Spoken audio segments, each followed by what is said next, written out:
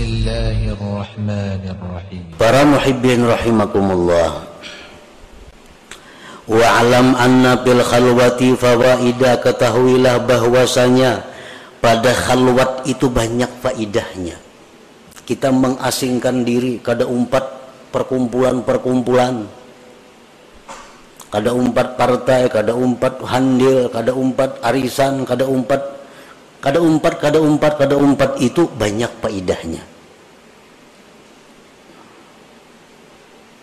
Pertama, hifzul qalbi minar riya wal mudahanah wa ghairiha minal amrad.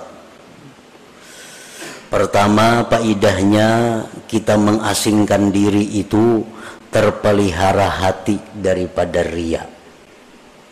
Kan riya itu minta lihat orang. Amun seorangan siapa yang melihat? Selamat hati daripada riya, daripada mudahanah dan selainnya daripada penyakit-penyakit hati, sum'ah. Nah, selamat. Yang kedua, faidahnya uzlah itu hifzul basar min afatil manzurat, terpeliharanya mata daripada bahaya-bahaya yang dipandang. Li'anna an-nazara ilal asya yujibu tafriqatal qalbi, karena memandang kepada sesuatu itu menimbulkan terbelahnya hati. Kalau kita khalwat, apa yang kita lihat? Kadada. Lalu hati kita jadi terpukus karena mata kita kadang-kadang dilihatnya. Nah, makanya sembahyang disuruh menjangangi tempat sujud. Supaya apa? Supaya mata ini jangan melihat yang macam-macam. Karena bila mata melihat macam-macam, kena hati jadi tak macam-macam juga. Nah, dengan adanya kita khalwat, dengan adanya kita bersendiri, nah apa yang kita lihat? Nah, selamat mata. Yang ketiga, as-salamah min afatil lisan kal ghibah wan namimah wa ghairiha minal muhlikat. Selamat daripada penyakit atau bahayanya lisan seperti ghibah, nyambeti orang, namimah, anjur atar, dan selainnya daripada yang membinasakan. Kita bakhalwat, siapa dipandiri? Kada denang dipandiri. Nah, selamat dulu mulut kita daripada menyambat orang, daripada menganjur atar orang. Qala Nabi sallallahu alaihi wasallam, aktsaru khataya ibni Adam bilisanih, kebanyakan dosa manusia itu di lisannya. Dengan uzlah atau khalwat, lisan kita selamat.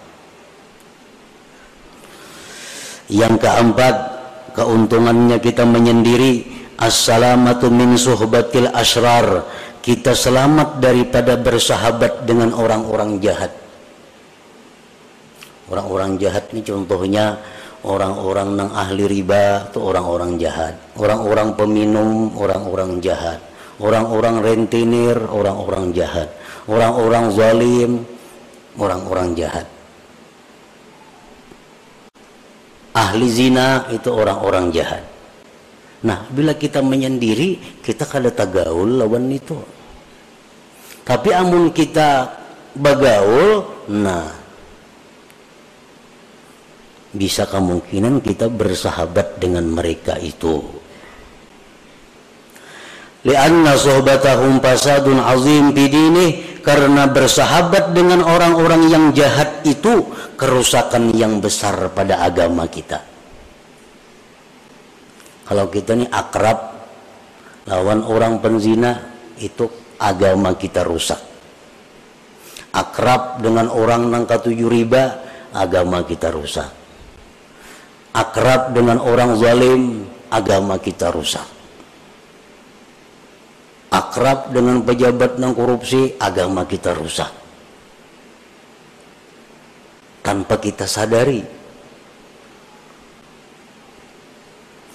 Qala ba'duhum ma fasada man fasad illa bi suhbati man fasad, tidaklah rusak orang yang rusak itu melainkan sebab bakawan lawan yang rusak. Umumnya orang tuh rusak karena bakawan nang rusak. Nah kalau kita bauzlah, kita khalwat, kada bergabung dengan manusia, kita selamat.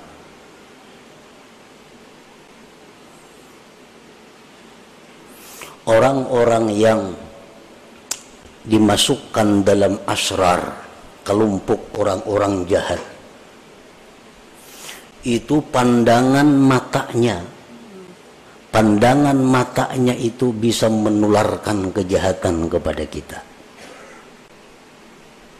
Terutama kita nang kada kuat keimanannya. Orang nih, orang jahat, jangan lawan kita berjauh aja lagi. Pandangannya itu bisa mendatangkan laknat Allah kepada kita. Apalagi kekanakan halus-halus tuh. Jangan nak dijapa-japa ya orang nangka itu. Karena keringat mereka itu adalah keringat yang dilaknat oleh Allah. Jadi bahaya bersahabat akrab dengan orang-orang yang masuk dalam golongan asrar, yang sudah dianggap orang-orang jahat itu.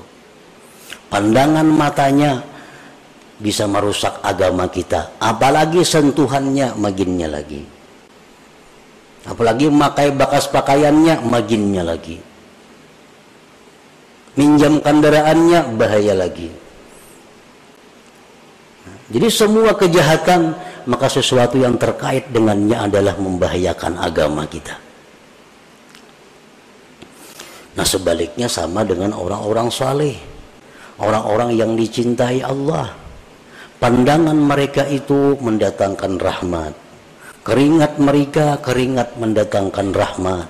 Semua apa yang bekas mereka adalah rahmat. Makanya orang nang mati, jadi dalam kitab fikih, orang tuh mati disunatkan membawa sesuatu bekas orang saleh. Itu kan di kitab fikih ada tuh. Orang mati disunatkan membawa sesuatu bekas orang saleh. Bekas kainnya kah, bekas apanya kah. Misal kita mati minta kupiah, yang kupiah bekas orang saleh. Nah itu memberi manfaat. Kalau orang mati aja memberi manfaat, apalagi orang hidup. Bekas orang saleh.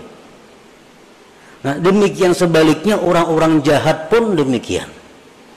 Akan menimbulkan dampak kepada mereka-mereka yang belum kuat hatinya, belum kuat keimanannya. Nah dengan kita khalwat, kita terhindar daripada bersahabat dengan mereka itu. Yang kelima, keuntungannya khalwat adalah at-tafarrug lil ibadah wa tamakkunul mudawamah 'alaiha. Dengan adanya kita khalwat, kita bisa lapang beribadah dan kawa terus-menerus beribadah. Misalnya kita membaca zikir 5.000 sehari. Kalau kita menyendiri kita kawa. Tapi kalau kita bergaul dengan masyarakat, nah sewaktu-waktu kan ada kada baca, karena ada acara ini, acara itu, acara ini. Apalagi macam-macam mengikuti ketua ini, ketua itu, ketua ini, bermacam-macam organisasi, kada baca wirid lagi. Jadwal ini ada rapat itu, jadwal ini ada acara itu. Nah kalau kita khalwat,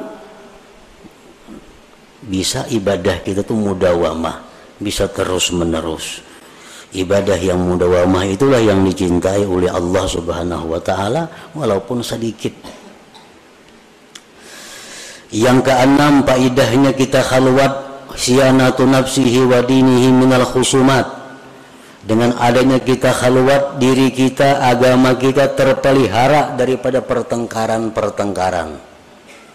Kadang mau tapahual, saurangan siapa dihuali, siapa nang mahuali. Nah bahuwal itu merupakan sumber datangnya macam-macam kejahatan, seperti bermusuhan, bermarah-marahan, berdengki-dengkian. Nah semua itu sifat yang membahayakan. Yang ketujuh, rahatul qalbi wal badan.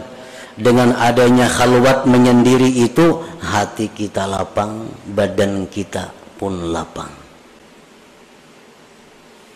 Yang kedelapan, husulul zuhdi wal qanaah. Orang yang khalwat ini akan diberi Tuhan zuhud dan qanaah. Kenapa kita kada kawa zuhud? Kenapa kita kada kawa qanaah, kada merasa cukup lawan nang ada? Karena kita bergaul.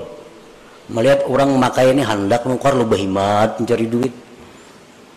Melihat orang ini hendak nuruti ka itu, duitnya kada ada, behimat kina mencari duit. Berhutang masih itu kamari. Nah, karena pergaulan. Dengan adanya kita khalwat atau uzlah, selamat dari itu. Yang kesembilan, wujdanu halawatit ta'ah.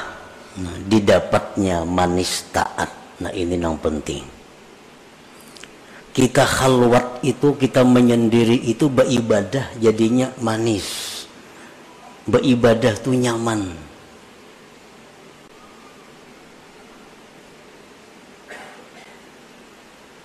Qala Abu Talib al-Makki rahimahullah, la yakunul murid shadikan hatta yajida bil khalwah minal halawah wan nasyat wal quwwah ma la yajidu bil alaniyah.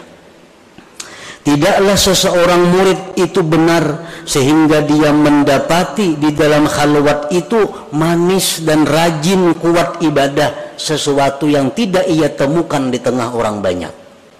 Ini menandakan kita nih bujur. Bila beribadah itu tak kuat saurangan, tak nyaman saurangan, tak manis saurangan pada di tengah orang banyak, itu menunjukkan kita bujur.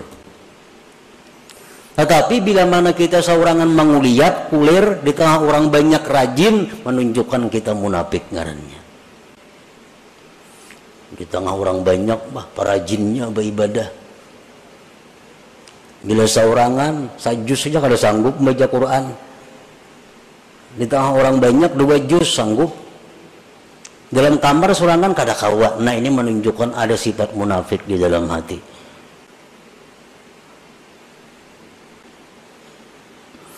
Yang ke-10, faidahnya uzlah at-tamakkun minat tafakkuril khalis ad-daim wa huwal maqsudul a'zam bil khalwah. Bisa kawa tafakkur yang murni, yang terus menerus, itulah tujuan yang besar di dalam khalwat, di dalam uzlah itu. Nah, para muhibbin rahimakumullah, uzlah atau khalwat artinya menyendiri daripada orang, dan itu kada semua orang bisa melakukannya. Menyendiri.